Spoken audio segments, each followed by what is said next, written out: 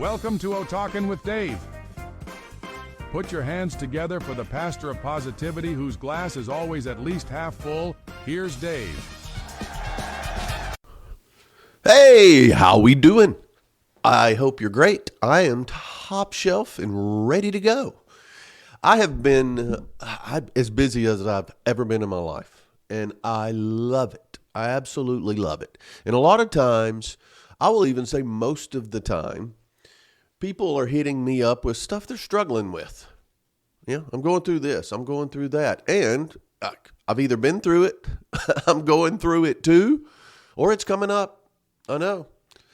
However, sometimes we just got to stop and look at some good stuff that's going on. Every headline today, it sounds like it's the end of the world. Wars and protests and shootings and all the division, all the political violence. Just it's bad news. So much bad news. But here's the truth. It's not the end of the world. It's a test.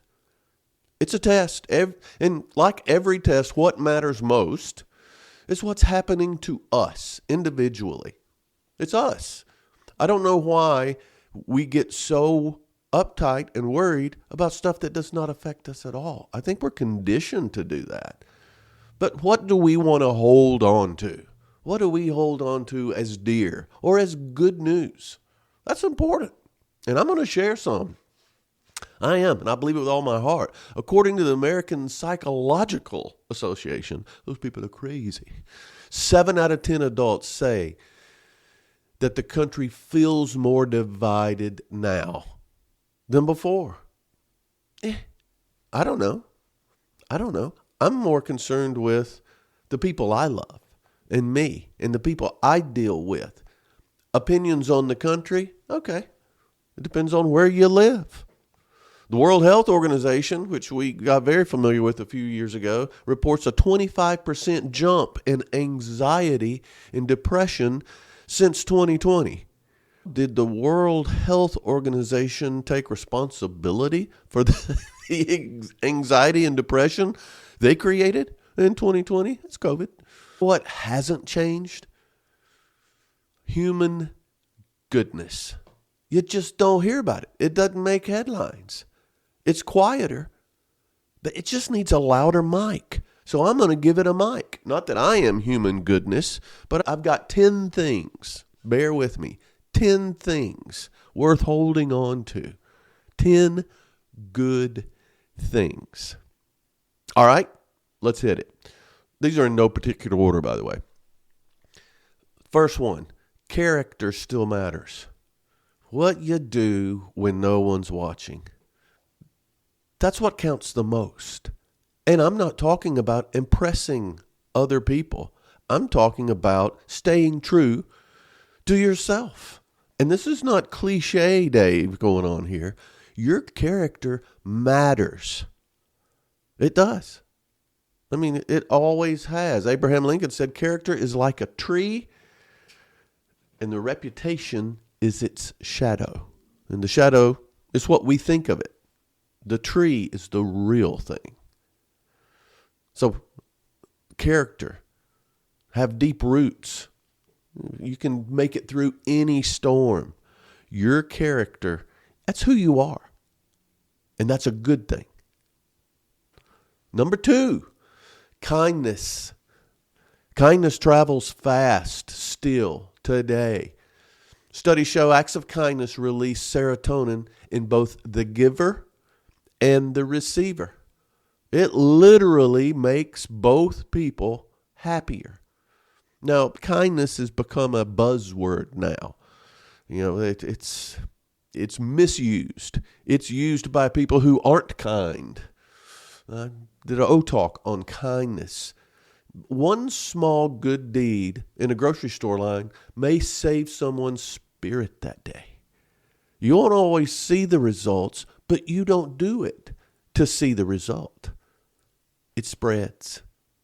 Kindness and character are a little related. And it's just simple acts of thoughtfulness, generosity, all of those things. Being kind. Everything from, I was taught to hold the door, especially for a lady, but I hold the door for anybody. I find that when I hold the door for someone, I notice other people doing the same. Pay it forward, that kind of thing. Don't do it for the return. However, both receive the reward. I believe it. I believe it. Kindness, it's still there. You know why it's still there? Because you can still do it. I'm telling you, that's good. It's a good thing. All right, the third one. Curiosity beats certainty. There's so many things in this world that are uncertain because it's what we're exposing ourselves to. And whether it's TV, the news, social media, doom scrolling, whatever, there's so little that's certain. And if you're seeking, it's so hard to find. However, curiosity, that is something that you can feed. Certainty is arrogance dressed up as confidence. Curiosity is wisdom in motion. You're looking for it. You're looking for answers to something. And it's pulling you in a good area rather than bombarding you with all this extra stuff. The moment you stop being curious, you start becoming cynical. Remember as a kid? Oh, you're curious about everything. Hang around. I don't know how old you are, but hang around a child and just count the number of questions they ask, especially if you go somewhere. But kids used to come in the garage all the time. What's that? Hey, where'd you get that? What does that do? How does that work? It's constant curiosity. And I remember as a child, adults that would not, I don't know, humor me or would not tolerate me as much with all my questions. They're right. They were cynical. I was annoying, and I was annoying. I'll tell you that right now. However, I love the fact that curiosity chases away cynicism. Ask questions, read more, wonder. I badmouth the scrolling and the social media and all of that. I do it all the time. However, one great thing about the Google machine or whatever source you use, you can get questions now. You can get questions answered now. You go for it. I can't not know the answer to something, and I've started looking it up very quickly. You got to be careful of your sources because you want the truth. However, it's glorious in that you're curious. You wonder about something. Oh, let's just see. And it can be something as simple as who sings a song to, I wonder how many condors are left. Or you got to be careful of that because of the environmentalist wackos you're going to be on a list for sure. However, you can find out. When was the first BMW made? Who was the lead singer for that band back in the 80s? You can find it. But it's also curious about people and life. Ask questions of people. That's a form of kindness. Act interested in people. Be interested in people. That curiosity leads to kindness. It's good. It's a good thing. Okay? Number 4, work ethic. It's underrated. Hard work doesn't make the news. It's not flashy. It's not a Kardashian trait, but it still makes the world work. It does. Hard work is always rewarded. Hard work always pays off. Hard work is always noticed. And you don't do it to be noticed. Others will notice. That goes back to character. It does. My grandfather and my father and Mr. Boston, these are people in my life, and there's a lot more, but those 3 beat into my head. Hard work. It makes you feel good about yourself. It makes you feel proud. It pays off. Hard work for someone else. Doing the work. I remember Dad would come home from work sometimes and worked all day long. And He'd pick me up, wouldn't even come in the house. He'd pick me up and we'd go to a house of a lady who needed some help. Maybe we would mow her yard. Maybe we would fix something at her house or get wood in for her in the wintertime. All these different things. And I hadn't worked all day. I'd done kid things. But I saw him, and he would never take money. They would try to pay him. Sometimes they'd give him a pie or something like that. He did it because of his character. He did it because he was kind. But it was hard work. It was.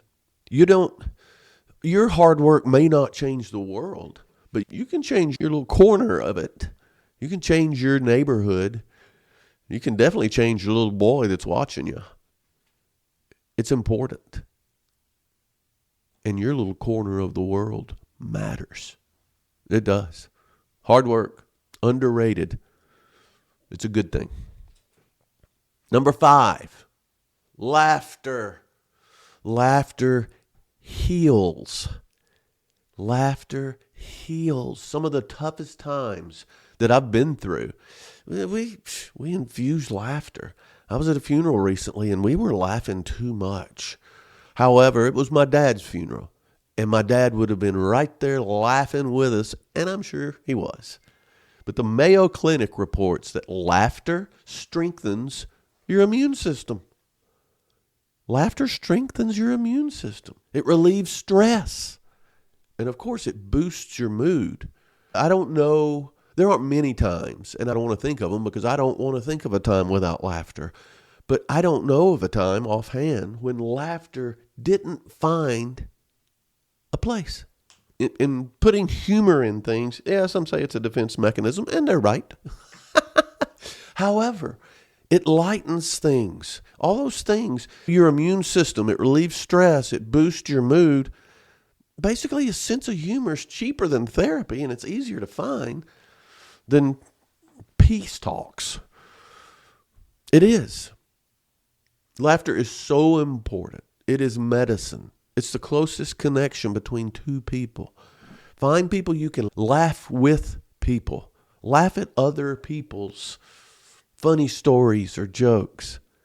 No matter what you're going through, laughter can literally heal physically, but it heals relationships. It heals situations that you're in. Laughter. That's a good thing. It's important. Gratitude. How many times have I talked about this? Gratitude posts. I love them. Those seem to be some of my most popular, and they're just off the cuff. They're not prepared. A lot of times I don't know what I'm going to say when I start that gratitude post. But gratitude, it turns chaos into clarity. It's a crazy day. All this stuff going on.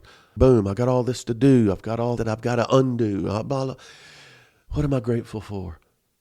Oh, this and this.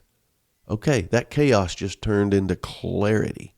These 3 things, if nothing else, are certain that I am grateful for these. And it's not denial. It's not denial that everything else is going on. It's a defense against chaos. A Harvard study found that people who practice daily gratitude sleep better, they have lower blood pressure, and report higher levels of happiness. You got to count them. What's the song we grew up singing in church? Count your blessings, count your many blessings, name them one by one. It's important. When everything feels out of control, gratitude puts your hand back on the wheel. Because you go forward with at least these things that you're grateful for. And it's hard to stop. Purple car theory, click. You're going to notice, if you practice this daily, you're going to notice as you go, oh, yeah, I'm grateful for that. Oh, that's fantastic. I was in there the other day getting coffee, and I've got a mug that I've had, 10, 12 years. I got it from Kino's in Southern California. I think I walked out with it. They're closed down. I mean, that's not stealing. That's drinking. Anyway, it was dirty. It was in the dishwasher. and it was in the middle of a cycle. And so it was going to be another hour. And I used a different coffee mug. This sounds silly. It's true. And okay, it's still coffee. It's still a mug. All right. But when the next morning, when I got that mug back, I thought, man, I love this mug. I was grateful for that mug. The coffee tasted better, although it was the same. That is the degree of gratitude that you need, because gratitude is armor. Put it on, wear it. It turns chaos into clarity. Okay? I'm grateful for that one. Gratitude, it's important. It's a good thing. All right, number 7. Think about this. A real connection beats digital validation. I can't say it enough. I've got friends that I can text them. I can do all sorts of stuff. I got a lot of followers on social media. However, a real connection. I've got some people coming to visit me in the next 2 or 3 weeks, one at a time. I'm so excited because I know the fun we're going to have. However, these are people I have a real connection with. Real. Social media, it makes us connected but not known. One genuine conversation. And I'm talking about a voice, eye contact. And maybe you're not even talking. Maybe it's just shared silence. That feeds your soul. More than 1,000 emojis or likes or attaboys. That real connection. If you want real connections and real community, start looking up from your phone more. And I'm not saying cut it out, because I do it too. Let's just do it less. How about that? But that real connection, conversation, eye contact, hand on the shoulder, maybe hand in hand, a hug, the power of a hug, that real connection beats digital validation. It's a good thing. It's important. Okay? Number 8, self-discipline. Woo-hoo. Now, I'm not going to preach too much here. Self-discipline is freedom. I'm on a freedom kick. My goodness, tomorrow I've got three O-Talks. Well, 3 talks. It's the same one. Matter of fact, I start out in Vegas, then I go to LA, and then I end up in San Diego. Same talk. It's around freedom, control, and resolve. Those 3 things. And freedom is so important, but self-discipline is freedom. We keep thinking freedom means doing whatever we want, whenever we want. No, not at all. Freedom means you can say no when you need to. It can not go somewhere. That creates freedom. Structure is not punishment. It's peace with a schedule. And it takes self-discipline to plan, to prepare, to execute. It's also the discipline to say no. To not follow that flashy thing, to not follow that instinct that's self-destructive, to not give in, to not quit. You can stop, never quit. Self-discipline. When you have self-discipline, you are creating room and freedom in your life to do what is necessary. Self-discipline. It's freedom. It's a good thing. It's important. Okay. Number 9, hope. Hope as a noun, not a verb. Just sit in the corner, crisscross applesauce, hoping. Oh, I hope. No, hope is a choice. Hope is not the conviction that something will turn out okay. It's a certainty that something makes sense regardless of how it turns out. Okay. I still have hope. It didn't turn out the way I wanted to, but I still have hope. Hope is something that you install in yourself. Hope is something that you gain from something, positive or negative occurrence. I still have hope, and here's why. Hope doesn't guarantee success, but it guarantees survival. Hope is not in business. Hope is not a strategy. Hope is something that's built over time. Hope is something that someone else can give you. They can help you install it. There are people in my life that they instilled hope in me to the point to where I don't even remember when. I just remember I walked away with it. And I found myself in a bad situation later, and there it is. It is an optimistic sense that you have. Yeah, I have hope. Always have hope. And I hope you do too. See what I did there? It's a choice. It's a choice. Optimism, pessimism, okay. Some people are wired one way or the other. Optimists, it's easier to have hope as an optimist. However, hope is a choice even if you are a pessimist. And it's there. It's a survival tool that is so necessary. It helps you understand your gratitude. It helps you with connections. And you can do the right thing with more self-discipline when you have hope rather than sorrow. Okay? Hope is a choice, and it's a very important thing. And then the last one I'll go over. There's so many. The last one, number 10, you always have a say. So many times we feel powerless. We feel like our words don't matter, or I'm unimportant. No.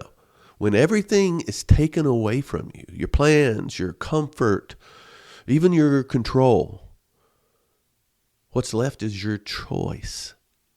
And you always have that. Everything can be taken from a man, but one thing. The last of human freedoms is to choose one's attitude in any given set of circumstances. Viktor Frankl said that. You always have that. You have a say. You have a say. You may not control the storm, but you can adjust your sails. It's so important to understand that. What you say matters. Other people can discount it, can slough it away, they can ignore it. It's your say, and it matters. You always have that. Sometimes you feel helpless. You still have a choice about your attitude. You can choose hope. You can choose hard work. You can choose self-discipline. You can go all the way back to character. It's important that you understand that. What you believe, what you think, and what you say matters. No matter the crazy situation. My advice, if I want to be arrogant and condescending, my advice is say it. Say it to those people in your life. Let people know how you feel. Let people know how much you care. Let people know what's important to you. You'll draw the right people then. Don't do it for clicks. Don't do it for likes. If that happens, okay. It's maybe a little bit of digital gravy there. It's important. It's a good thing. So there's 10 things. That's good things now and always that you can pull in. You can do all of those things. You are capable, no matter your situation. So yeah, there's chaos out there. Oh my goodness. But chaos doesn't get the last word unless you give it to it. Let's make decency a little bit louder. Let's make kindness a habit, a character trait, not just a buzzword. Kindness pushes away hate. There's too much hate. And let's make hope almost a battle cry and a rebellion against all the negatives. The hostages were just released after 2 years on the Israeli hostages. Do you see those families? The joy. They had hope. They didn't give up. That's one of the best examples. And that came from somewhere. So you don't need a movement. You just need a moment. And then your next one, that can lead to light, to good, to positivity instead of negativity and fear and, oh no, doomsday. It's important. So how do we keep these 10 things up front? I remember we would go to youth camp as a kid. We'd go to youth camp and we have campfire services. And those campfire services, oh, they would be so much fun, and we would sing, and we usually had some sort of message, and from time to time we would get emotional, and it was just, we felt so close, and it was such a high. And then you leave, and then a few weeks later, and time goes on, and you start doing other things, and you get busy, and you lose that. So how do we keep these 10 good things in the forefront of our mind when all this chaos and bad news and hysteria is going on? I have a few things that I would suggest. So I think it starts with the start of your day. Every day, start with gratitude. Make your cup of coffee, do whatever you do, but do this before you pick up your phone, before you turn on the TV, before you check your text messages or emails. Just take 5 minutes or less than that and name 3 things that you're grateful for. Maybe 3 things that you're looking forward to today. 3 things. How long does that take? Great way to start your day. Okay? Also, do 1 silent act of kindness a day. No post, no credit. Still good though. I don't know what it would be. You're going to, once you do these, opportunities are going to appear everywhere. Hold the door for somebody. When you see something that someone would like, pick it up. Buy it. I used to buy little stuffed animals because I knew people that liked them. And when I would be traveling, I'd have them. They'd be in the truck. And when I'd see that person next, I'd hand it to them. Just little things. They were $7. 1 act of kindness a day. Okay? Read something true and human every day. Not a headline, not a gotcha, not a blurb. Read something true. And it doesn't have to be a book. It can be. I know there are a lot out there there are so many books or devotionals or different things that you can do, and it's just a little passage. It takes 5-10 minutes, maybe. That's a great way to start a day too. But also, it can be something relevant. It can be something biographical. It doesn't matter. But the whole purpose of that is, it is true. It's not an opinion. When I look at some of the different news outlets and look at their headlines, 80% of our opinion, probably more than that, but it's just silly stuff. And it's their opinion. It's not true. Every day, read something true. All right? Guard your mind. Guard your mind like it's your home. Don't let every opinion, every emotional encounter enter. Guard your mind, because what goes in impacts you.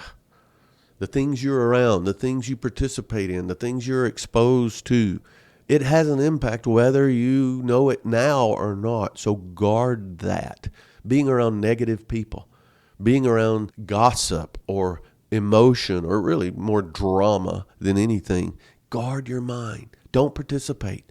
Toxic people, don't let them in. Don't let them in. It will affect you in ways that it's almost like a time bomb. So guard that. Keep it clean. Yeah, I'm no choir boy here. I'm not saying don't think dirty thoughts. Don't tell dirty jokes. I'm saying negative, detrimental, toxic things that impact you. Don't let it in. And then, and my favorite probably, end your day with laughter. Oh, laughter. I tell you, it was later the other night, and I talked to my sister, and we were talking about some stuff that wasn't necessarily funny. However, we always laugh. We always laugh. I mean, when I was young, we'd get together, we'd go in the other room, and we'd sit on the bed, and she would just say, let's laugh. It's fantastic. Laughter is love. Laughter heals. But end your day with that. Find it. Make it. Share it. It is fuel. End your day with laughter. Oh, goodness. Yeah, I got to tell you, I use reels. I do. And I know I preach against social media. I'm not against social media, just the overuse. But some of those reels, I laugh uncontrollably. So one of my rules is, all right, I know you're not supposed to scroll before you go to bed, but if I haven't laughed, I'll scroll to something that makes me laugh. Do it. Try it. It's fantastic. Your family thinks you're crazy because you're just in another room laughing. Oh, my goodness. I laugh more on the toilet. There's a mental picture for you. You want to get that out of your head. So this world is crazy. I think we all know that. World gone loud, man. It's loud with anger and fear. But being grounded, being kind, being curious, being hopeful, that's not weakness in an overbearing world. In a way, that's leadership. Actually, we need more of that. So the next time the world tries to convince you it's falling apart, remember, I just gave you 10 things that you can hold on to and fit into your world. You can hold them in your hands and you can execute them in your little corner of the world. It's going to be good. It's going to be good. It's going to live in your heart or in your habits. It's part of your humanity. And if enough of us hold on to these 10 things, the world won't just survive. It will heal and it will thrive. Giddy up. I hope this has helped a little bit. It's good stuff. It's important. Hit me up, david@otalks.com, david@otalks.com. I love to read your emails. Some of them are great. You're sending pictures. I love some of the little poems you're sending me. That's fantastic. So let me know, which of these do you hold on to? Maybe all of them. Maybe you have some that I didn't list. That's very likely. Let me know. I appreciate it so much.